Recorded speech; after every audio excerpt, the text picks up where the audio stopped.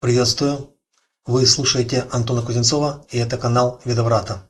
И сегодня у нас тема «Какой опыт дает опыт?». И это тавтология, за нее извиняюсь, но тут слово «опыт» использовано в двух значениях. Какой опыт, то есть то, что прожито, дает нам опыт.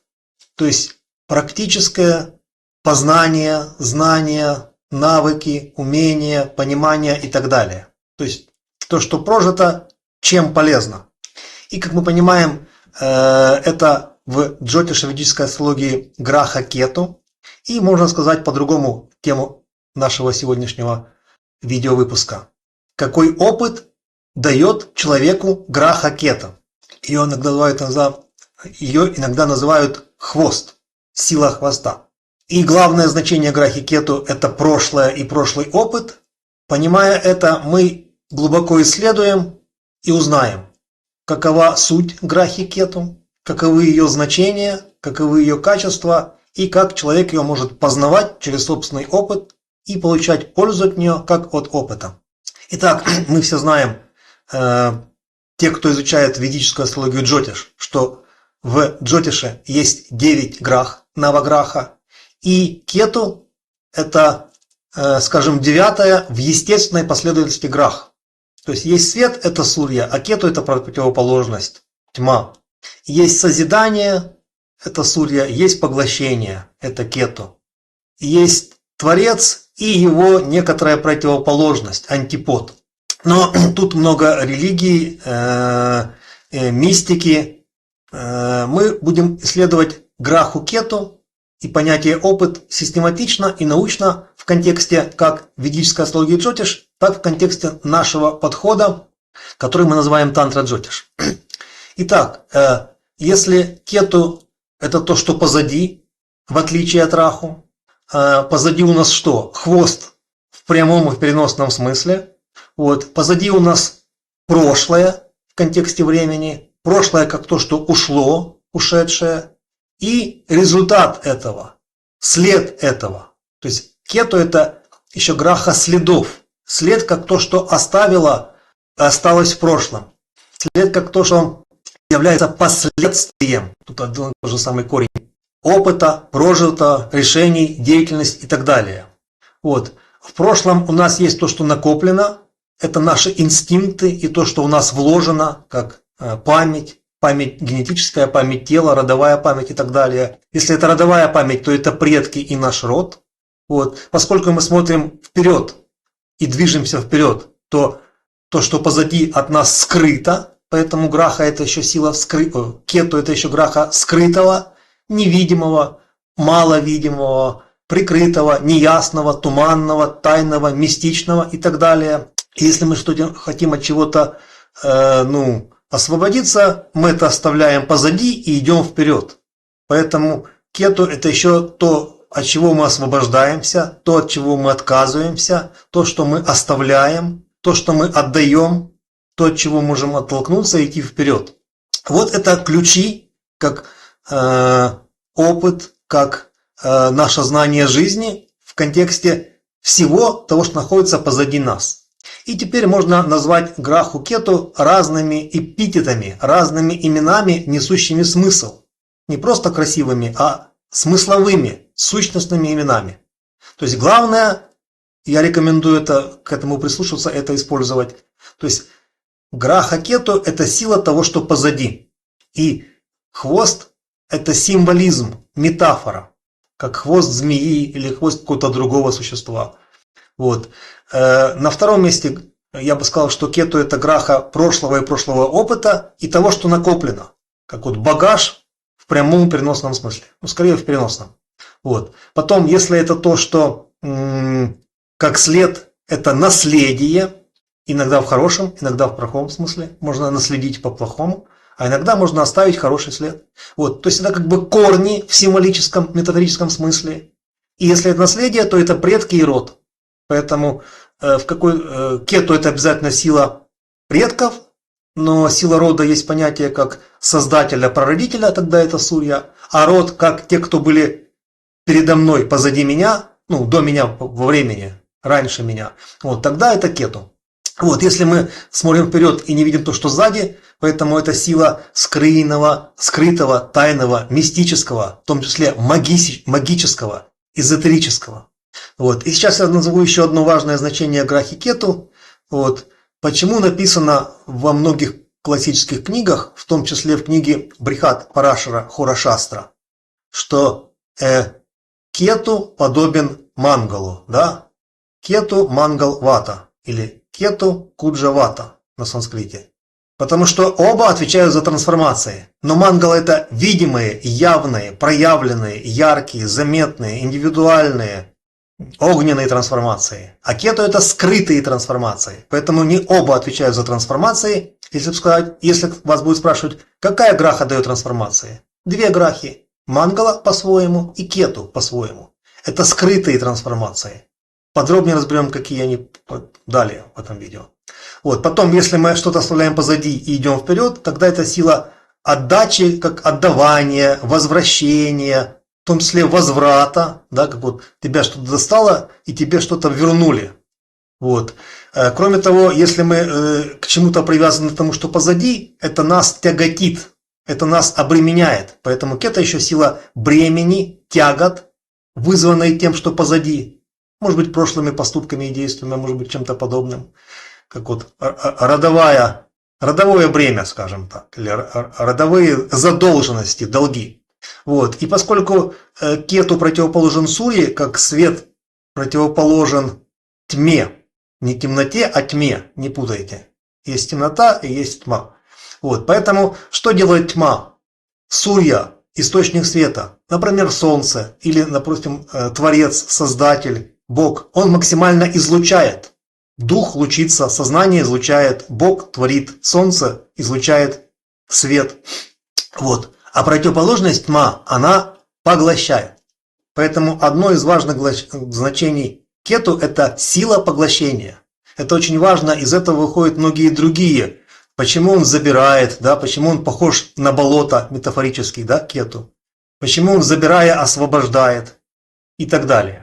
И вот если мы поищем наши слова, да, славянские, старославянские, как назвать Кету, кроме слова хвост? Вот мы долго думали, всей школой исследовали. Вот я бы порекомендовал слово шлейф, но оно не славянское. Шлейф – немецкое слово. Еще есть такое понятие, как кильватор, да, вода позади, сзади киля. Вот. Но давайте все-таки разберем слово шлейф, потому что хотя оно и немецкое, но оно уже давно в нашем языке, несколько сотен лет, мы к нему привыкли, и оно очень помогает понять Кету. Вот. Мы думаем, что у слова шлейф есть одно значение, у него как минимум 10 значений. И большинство из них либо прямо, либо иносказательно описывают Кету. То есть слово шлейф попало в наши языки от немецкого, которое переводится как вот то, что тянется. То, что протягивается, то, что тянется позади, иногда волочится. Вот. Это немецкий глагол шлейф, шлейфен.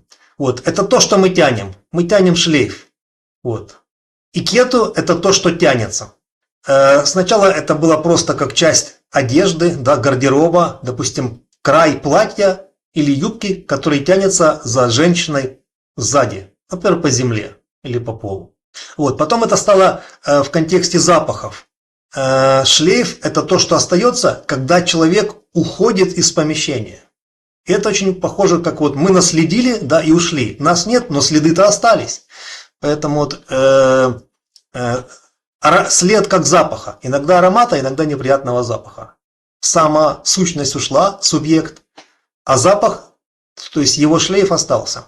Потом шлейфом называется след от движения чего-то. От движения транспортного средства. Это шлейф за ним остался.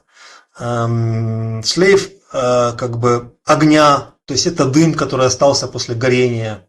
И хвост кометы тоже называют шлейфом. Да? То есть проходит комета и за ней шлейф. И что интересно, комета на санскрите называется кету. То есть когда я приводил книгу Вараха Михиры Брихат Самхита, там было на санскрите слово кета, иногда это означало граху кета, иногда это означало комету, хвостатую сущность. Хвостатая сущность, комета, и она оставляет шлейф. Это очень удивительное несовпадение. закономерность. Ну и шлейф там пепла, шлейф грязи, шлейф следов, шлейф ну, остаток от движения. Вот. Потом в геологии шлейфом называется то, что осталось в результате разрушения. Допустим, гора, скала, почва, холм разрушился и остался от него остаток, шлейф. То есть это след от того, что было. Ну и в компьютерах, да, мы знаем, есть шлейфы. Почему шлейф в компьютере, это вот набор кабелей, жгут кабелей, пластина из кабелей, почему называется шлейфом в компьютере? Потому что он тянется от одного места к другому. Он соединяет какую-то одну часть с другой частью, и он тянется. Вот. И самое главное значение слова шлейф, которое лучше всего является метафорой, аналогией понятия кету, это социальное и психологическое значение слова шлейф. То есть это последствия прошлых событий. Они тянутся или за человеком, или за организацией, за компанией, там, за структурой, за каким-то публичным деятелем, да, или за каким-то явлением. То есть вот за ним тянется шлейф. Иногда скандалы, иногда заслуги и так далее. И теперь, понимая, что на санскрите это кету, это граха сила, да, немецкое слово шлейф, наше самое близкое славянское слово это след, сила следа или следов. Вот. И поэтому он позади, это хвост, да, как раху, это голова змеи или язык змеи, или что там, рога на шлеме, да, или брови дракона, а хвост сзади. Вот. И тут две главных проявления или значимости, важности. Во-первых, это то, что накоплено. Поэтому мы будем говорить часто, что кету это сила багажа, как то, что накоплено. Или запаса. Запас бывает и хороший, и отрицательный. Бывает запас, который мешает, который нас тормозит, останавливает и так далее. Вот. И мы здесь, а хвост позади. Это нас связывает с тем, что сзади. В самом простом и явном применении сила кету связывает нас с прошлым. Вот. Почему говорят, там у студента хвосты, он что-то не сдал. Но он в прошлом прогулял, пропустил, не пришел, плохо учился, и у него хвост идет в прошлое. Там он что-то не доделал, и студенческий хвост это то, что связывает его с прошлыми, невыполненными необходимостями. Вот. И хвост может помогать, от него можно оттолкнуться и быстро двигаться вперед. Допустим, вот это делает кенгуру, ему хвост очень помогает, и змее хвост очень помогает, и многим другим сущностям очень может помочь. А иногда хвост мешает. Если он слишком большой, слишком тяжелый, он тогда обременяет, и он тягота. Поэтому, как многие говорят, что кету это опасная, страшная граха, проблема в том, что плохие хвосты, нехорошие, неблагоприятные. И поэтому кету считается неблагоприятной грахой. Но багаж может быть хорошим, хвост может помогать и так далее. И теперь это подытожим. Значит, граха кету – это сила прошлого, то есть то, что уже прожито, и в результате этого накоплено. И в этой жизни, и в других жизнях, если мы следуем понятию реинкарнации. Вот. Это сила прошлого опыта, которая дает человеку много ценных вещей, мы их подробно разберем. То есть навыки, знания, умения, спонтанное понимание, иногда это называется даже интуицией. Вот, поэтому много грах отвечают за интуицию, и кету одна из них. Вот, поскольку это то, что скрыто, да, то есть это сила скрытого, тайного, мистического, магического, эзотерического и так далее. И иногда это хорошо, это можно быть магом, волшебником, мистиком, или как минимум видеть то, что не видят другие, то, что обычно скрыто. Связь, допустим, с мистическими силами, с иными мирами и так далее. Вот, поскольку это тоже то, что скрытое, граха кету это сила смутного, туманного, неясного, неопределенного, непонятного, невызначенного, странного, да, незнакомого. Вот, и вот чудовищное – это хорошо или плохо? Но это что-то необычное, странное. Иногда это будет чудище, как что-то страшное, монстрообразное. А иногда чудовищное от древнего славянского слова «чудо». То есть это дивное, чудесное, магическое и мистичное. Поэтому это сила чудовищности в хорошем и иногда в очень нехорошем смысле. Вот, поскольку это то, что тянется из прошлого, это бремени, долги, иногда тяготы, иногда нет. То есть, как минимум, если у нас есть что-то как задолженность, недоделанная, незавершенная, кето нам об этом будет напоминать. Вот, поскольку это не свет, а тьма, то это сила поглощения, и она впитывает, захватывает, засасывает, как еще сказать, как болото, засмактывает, впитывает, поглощает, иногда таким образом уничтожая, а иногда таким образом обеспечивая слияние. Вот. И иногда это очень хорошо. Вот вы помните, сколько было, это мой любимый пример, сколько было осенью упавших листьев, то есть горы, кучи, там огромный слой листьев. Потом приходит весна, и их нет. А где все эти листья? Их кто-то поглотил, впитал и уничтожил в хорошем смысле этого слова.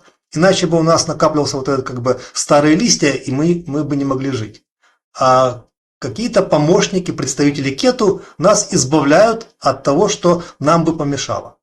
Вот. И поскольку, чтобы от чего-то избавиться, это нужно оставить позади и пойти вперед, поэтому это сила отдавания, отдачи, освобождения для движения вперед. Иногда это нужно, как вот такое есть выражение народное, рубить хвосты. То есть это сила отсечения, как отказа, отречения, иногда нужного отречения, допустим, от вредной привычки, от привязанности к чему-то, от материальных зависимостей, от зависимости от какого-то другого понятия или явления. Да? Отбросить и пойти. Как вот модное совет психологов, да, отпустите это. Но если я не смогу применить граху кету, я не смогу отпустить. Вот. И есть просто освобождение, есть окончательное освобождение с большой буквы. На санскрите это мокша.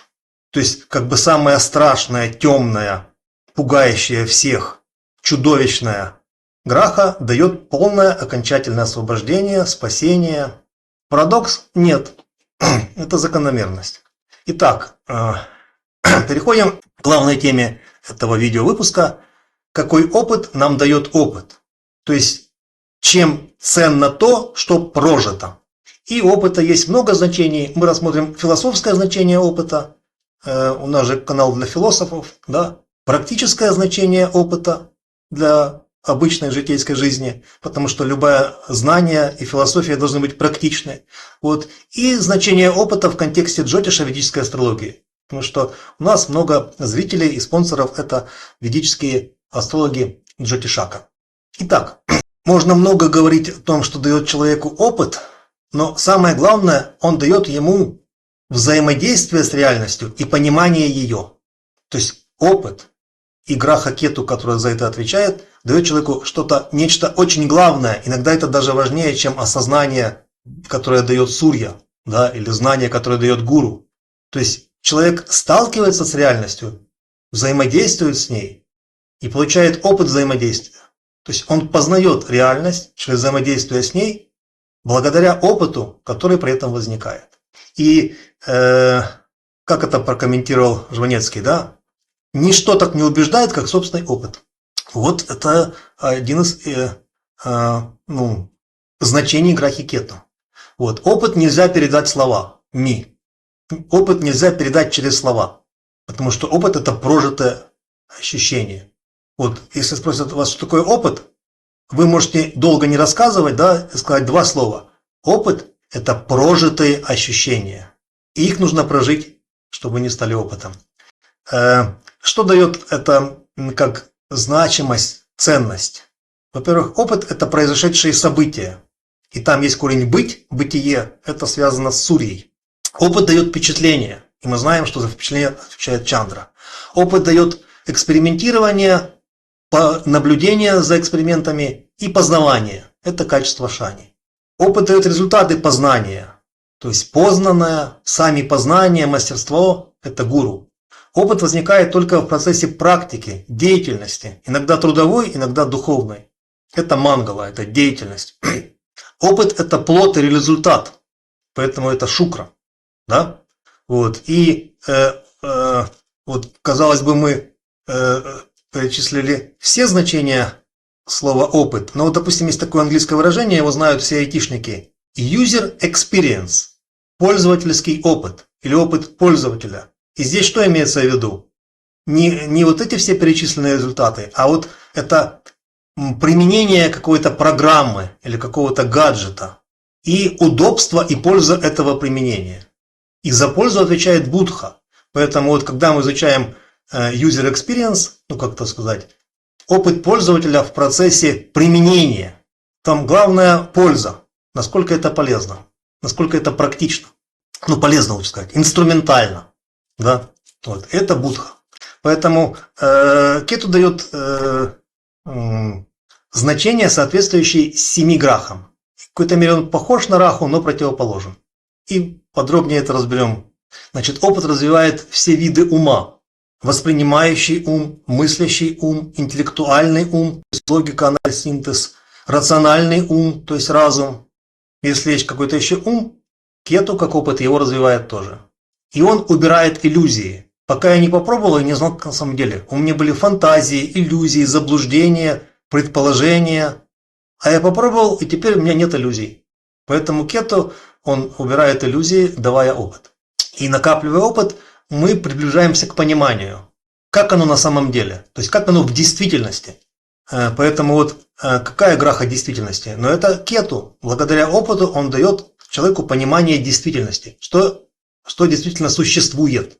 Само существование бытия дает сурья, а кету дает понимание, как это действительно существует. Ну и кто изучает ведическую философию глубоко, там есть такое понятие, как шравана. Это опыт слушания, чтобы слушать знания, учителя, пространство. Оно дает, это то, что я услышал, нужно осмыслить, манана, от слова манас, и тогда это дает мне непосредственное постижение. Ну, это глубокие понятия, как-то это нужно отдельно рассматривать в другом видео. Вот. Но опыт дает мне возможность развлечения, да, это вивека на санскрите. То есть, пока я не попробовал, я не знаю, это твердое или мягкое, горячее или холодное, быстрое или медленное. А есть опыт, есть понимание и развлечение. И там есть главное развлечение, да, то есть важное и неважное, вечное и относительное, или абсолютное и приходящее, материальное и так далее. Ну, философские аспекты опыта можно долго обсуждать. Давайте перейдем к практическому значению опыта. Опыт позволяет человеку действовать гораздо быстрее. Как вот, допустим, говорят там, опытный водитель, у него меньше аварий, он и сам выживает, и других не доводит до аварийных ситуаций. Да? Или опытный воин выживает сам и помогает товарищу. Почему? Опыт позволяет действовать и быстро, и правильно. Без сомнений, страхов, интеллектуального анализа, предположений. И вот эти вот возможность действовать правильно и быстро, который дает опыт, то есть дает граха-кету, называют очень красивыми словами. Там инстинктивность, рефлексивность, интуиция, подсознание или подсознательные знания. Вот. Все это не соответствует кету, но эти значения, эти формулировки лучше не употреблять. Потому что интуиция бывает 3 типов, да, подсознание не совсем понятно, что это такое, и у каждого психолога свое мнение о подсознании. Поэтому лучше говорить какие-то более четкие и глубокие определения. И мне нравится определение Махариши Махеша Йоги. Он сказал, что есть такой тип действия, как спонтанно правильные действия. Или, если сказать как можно более коротко, спонтанная правильность. Вот. Ну и там в бизнесе, в когнитивистике, то есть науке, которая изучает сознание и познание человека, это называется автоматическая экспертность или автоматическая компетентность. Ну, там это в основном связано с обучением, производством, управлением процессами, но это означает, что у человека есть большой опыт, и он автоматически действует экспертно, компетентно, то есть правильно. И главное понимание практического значения опыта, как сути грахи-кету. Опытность означает разумность, не эрудированность, не интеллектуальность, да, не начитанность, да, не хитрость, а именно разумность. То есть вот разум, рациональность, мудрость – это гуру, но и опытность дает то же самое. Поэтому вот в этом аспекте гуру и кету очень близки. Они дают противоположными способами, но очень похожие, почти идентичные результаты. Опытность дает разумность. И как говорят, там опытный человек – это мудрый человек. То есть опыт дает мудрость. То есть кету дает значение гуру. Вот. Информацию можно прочитать, но забыть, неправильно понять. Вот. А мудрость можно только прожить. Вот. Ну и еще несколько важных практических ценностей опыта. Это вот устойчивость. Как вот, бывалость, если говорить простым языком, да, вот бывалый работник, бывалый солдат, да, бывалый. Он уже побывал, и он не паникует в сложных ситуациях. Он устойчивый, стабильный. У него уже это было, и его этим уже не напугаешь. Это качество шани, устойчивость. Вот. Потом опыт показывает, что все не так, как кажется. Мы не все знаем, да, нас все удивляет. Точнее, не удивляет, но все не так, как ожидалось. Да, и поэтому человек становится более сдержанным в своих оценках, более скромным в своих обещаниях, да, более смиренным в контексте своего будущего. Он меньше дает обещаний, да. Как вот была такая хорошая шутка, да, то есть настоящие мужчины, они делают то, что они сказали, поэтому они очень молчаливые, да, или как вот настоящий мужчина всегда исполняет свои обещания, поэтому он чаще всего молчит. Вот. Это качество шани, сдержанность, скромность. Опыт дает терпение, то есть кажется, что вот раз, сейчас мы загрузим программу, откроем файл, зальем данные, дадим запрос искусственному интеллекту, и все пойдет. А это делается потом не минуту, и даже не час, а иногда даже не день. Вот. И все не так быстро, как казалось. Поэтому есть много таких законов, да. Вот. Если программист говорит, что он сделает программу там за неделю, он сделает за 2. Да, то есть все в 2 раза дольше, как минимум. Вот, это тоже дает человеку терпение. То есть понимание, что процессы, практическая деятельность, она длится некоторое время, и оно не такое, как оно нам может показаться на первый взгляд. Это избавление от иллюзий, с одной стороны, но с другой стороны терпение. Далее, опытный человек, он уверен. Это качество мангалы. То есть опыт дает уверенность. Тут тоже снова мангала и кету похожи. Пройдя через трансформации, либо мангалы, либо кету, человек станет более уверенным. Пройдя максимальные трансформации, он максимально уверен. Вот. Ну и главное, кету дает подобные ценные результаты, как гуру. И практическое значение опыта – это опыт как практические навыки, практические знания, практические умения, практическое мастерство. Это все качество гуру. И теперь соединим философское понимание опыта с житейским пониманием опыта и дадим максимально ценностей тем людям, которые называют себя ведическими астрологами и занимаются джотишем, джотишака или джотиши на санскрите. Итак, часто приходят письма, вопросы, да, иногда спонсоров, иногда зрителей, иногда в e-mail читателей. Они говорят: а такая граха дает этот опыт человеку или нет? Или наоборот, этот опыт человеку дает какая граха? Вот. И было недавно письмо, какой опыт дает человеку кету. Если кету это опыт, мы снова возвращаемся к теме этого выпуска. Какой опыт дает человеку сила опыта? Значит, самый главный опыт, который дает кету человеку, это ощущение, что позади что-то есть. И я это знаю. Это было в моем опыте, это было в прошлом, я это уже прожила, я это уже пережила, я уже это прошла. Иногда это воспоминание, но иногда это то, что прочувствовано и не совсем соответствует объектным, конкретным воспоминаниям. Иногда это смутный опыт, но это было и оно уже позади. Иногда как хорошо, что оно уже позади, иногда как плохо, что это позади, и этого больше не будет. И поэтому всякая там ностальгия за какими-то государствами, за молодостью, за какими-то отношениями, вот это уже позади, и это плохо. А что-то позади, и это хорошо. Второе, главное, что дает человеку кету, это на то, что позади, можно опереться. То есть багаж, запас, это такие некоторые значения метафорические, символические кету. Вот. От хвоста можно оттолкнуться. С багажом можно идти вперед. Запас помогает думать, делать, жить, выживать и так далее. То есть это дает опору, но не снизу, а позади. Вот. Кроме того, там те люди, которые нам ценны, это наши родители, прародители, предки и наш род. И поэтому кету дает человеку ощущение, что я не первый, были люди до меня, это мой род, этот род хочет мне помочь. Есть очень много практик, мы их описывали в видео, да, правильно относиться к отцу, к роду и к предкам. То есть есть очень много практик, которые человеку позволяют улучшить, восстановить связь с родом и с предками и получить его помощь и поддержку. Вот. И такое как бы немного бытовое и простое, что дает кету человеку, это понимание, что есть традиции, обычаи, обряды, ритуалы, и многие из них правильные, и лучше им следовать.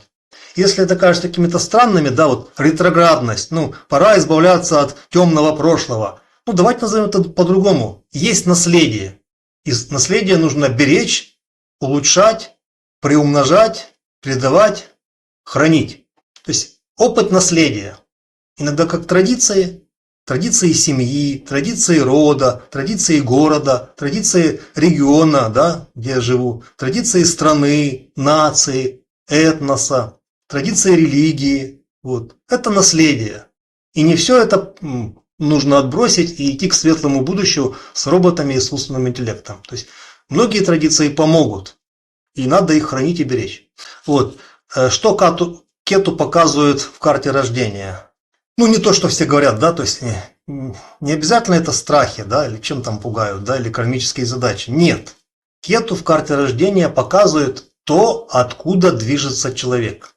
Понятно, что в метафорическом, символическом, астрологическом смысле. Из какой сферы, из опыта каких способностей и функций, от опыта каких сил, то есть откуда он движется в контексте его прошлого опыта. Там же позади у него скрыты глубинные способности, даваемые кету. Допустим, там память тела, родовая память, генетическая память, тайные знания, мистика, эзотерика, склонность к магии, да, к волшебству и так далее. То есть получить что-то темными методами. Иногда означает не преступными темными, а неясными, непонятными. Я это делаю, оно получается, не знаю, как это получается. Оно работает, не знаю почему. У меня есть такая способность, я не знаю, откуда она меня и на каком физическом принципе или законе она основана. Вот. И главное, кету показывает, как можно освободиться. Не только в контексте окончательного освобождения, как выхода из перерождений, а освободиться от привязанностей, вредного, мешающего, навязчивого, от того, что мне тормозит, от якоря, от плохого хвоста, как от якоря. Вот. И понимая это, если человек движется сзади вперед, из прошлого в будущее, от прожитого опыта к желаемому опыту, то очевидно, что Раху и Кету это никак не ось, а это что?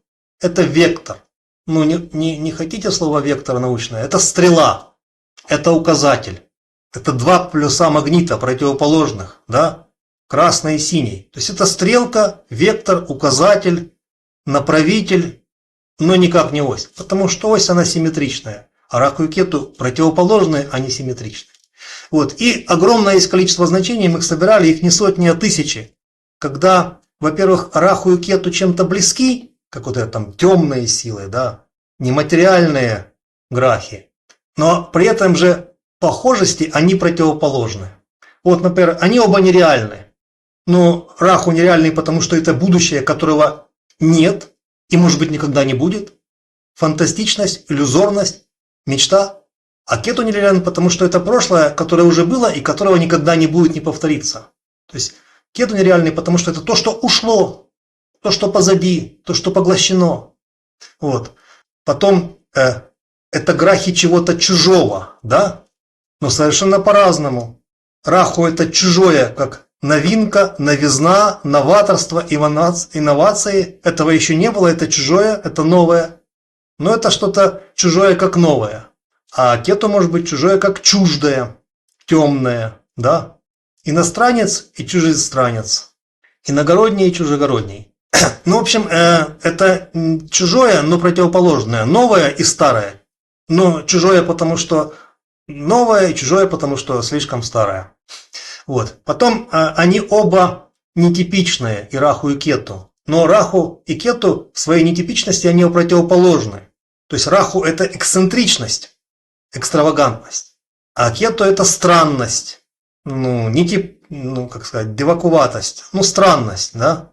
Ну вот какой-нибудь безумный ученый или новатор, футуролог, он нетипичный. И какой-нибудь монах или шаман, он тоже нетипичный. Но у них две противоположности нетипичности. Там яркая и туманная, да, привлекающая и наоборот отвлекающая. Вот. Ну и они противоположны по многим другим значениям. Допустим, вот неясность, да. Неясность Кету – это что-то смутное, неопределенное. А неясность Раху – это как вот неожиданное, да, как сюрпризное, но тоже неопределенное, заранее неизвестное. И Кету, хотя это прошлое, оно тоже неочевидное, неизвестное, непонятное. Подумайте, почему. Да, оно уже было, почему прошлое дает нам все-таки ощущение неясности и неопределенности. Хотя мы это прожили. Итак, главное, Раху и Кету не ось, а вектор. И в карте рождения, и в карте Прашна, и в карте Мухурта, и в карте Нимита, и в карте Самхита Джотиша, карте страны, организации и сущности. Они показывают направление движения этой сущности. Там, человека, государства, страны, компании и так далее. Можно сказать, что это направление эволюции. Но показывая направление движения и в какой-то мере направление эволюции, Раху и Кету не показывают предназначение. То есть не ищите предназначения по вектору Раху и Кету. Ищите тем способом, который я писал в предыдущем видео, 3 типа предназначения. Вот, поэтому в нашем подходе школы Видаврата, который мы называем Тантра Джотиш, Раху не считается страшной, да, несчастливой, кармической грахой, да, или хвостом дракона. Мы говорим, что это сила прошлого, в том числе прошлого опыта, а главное того, что позади. Сила скрытых трансформаций, иногда очень хороших, мистических, духовных, нематериальных, тантрических, йогических и так далее. Вот. И он может освобождать, иногда по-хорошему, иногда по-плохому. Вот. Поэтому умение отрекаться, отказываться, избавляться, делать отдавание, отдачу, возвращение долгов помогает правильно относиться к Кету и не бояться его. Ну и последнее, как нужно взаимодействовать с Кету. То есть это же не точка на орбите или в карте рождения, да. Это не планета, даже теневая. Это не придуманная концепция, это сила. Как мы обращаемся к силе? Ну, как к реальной силе. Поэтому взаимодействовать с Грахой и Кету нужно по аналогии, как обращаемся к силе божества или деваты, к силе Бога или дева, к силе авторитета или учителя, к силе отца или к силе правителя, руководителя. Вот, зная, что это сила, мы будем более адекватно и правильно обращаться к Грахе и Кету как к силе. И эпитеты этой силы я дал, это позволит вам еще более точно к ней обращаться. Вот. И с силами нужно взаимодействовать, да? Вот. Через что мы взаимодействуем с Кету, как силой того, что позади? Взаимодействуем со своим прошлым опытом, взаимодействуем со своими традициями, то есть наследием, взаимодействуем на основе своих инстинктов, то есть генетической памяти, где есть ген и генотип, и памяти тела, родовой памяти. Взаимодействуем со своими предками и родом, это наши корни. То есть это не какие-то люди, которые, жили в темном несчастном прошлом, да, в ретроградном, то есть, бескультурном, да, или не цивилизационном. Нет. Вот. Предки и род жили в нужное время, в нужном месте. Конечно, все мы совершаем ошибки, и наши предки совершили ошибки, но тут надо к ним очень уважительно относиться. И к предкам в целом, и к роду в общем. Вот. Также поможет взаимодействовать с Кету, это правильно взаимодействие со своими страхами. То есть тени прошлого, скелеты в шкафу и так далее. Вот. Иногда есть всякие практики, да, вот правильно смотреть в глаза своему страху. Как вот говорил Маугли, подергать кого-то за усы. То есть иногда нужно посмотреть свой страх открыто, явно, честно. И тогда мы можем с этими тенями прошлого лучше взаимодействовать и избавиться от их негативных влияний, если они есть. Вот. И взаимодействие с так называемыми темными силами в хорошем смысле, да, то есть с магией, мистикой, эзотерикой, мы тоже учимся взаимодействовать проявлениями, представителями грахи Кету. На этом будем завершать. Знаний и так достаточно, поэтому на сегодня все.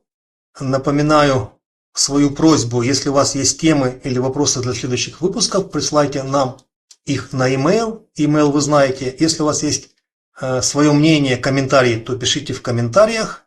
Вот, просьба поделиться этим видео, но только с теми людьми, кто его правильно поймут и оценят. Благодарю вас за понимание. С вами был Антон Кузнецов, и это канал Ведоврата.